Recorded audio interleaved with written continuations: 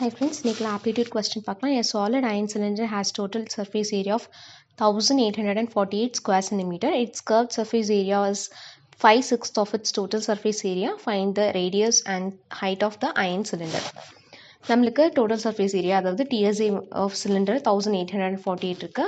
இதை வச்சு சிஎஸ்ஏ கண்டுபிடிக்கலாம். சிஎஸ்ஏனா என்னன்னு சொல்லியிருக்காங்கன்னா curve surface area is equal to 5/6 of TSA சொல்லிட்டாங்க.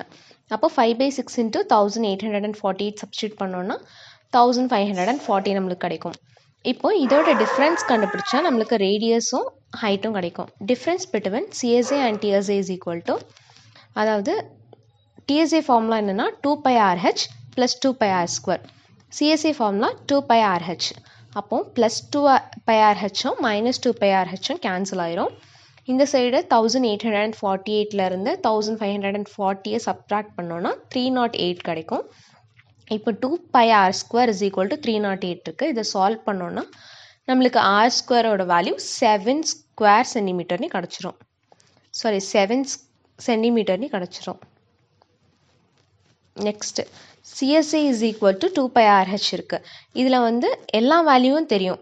CSAயோட வேல்யூ 1540, 2 பைனா 22/7 or 3.14, ஆரோட வேல்யூ 7 தெரியும். ஹச்சோட வேல்யூ வந்து மட்டும்தான் கண்டுபிடிக்கணும். அப்போ இதில் எல்லாத்தையுமே சப்ஸ்டியூட் பண்ணிட்டு சிம்பிளிஃபை பண்ணால் h is equal to 35 சென்டிமீட்டர்னு கிடைக்கும்.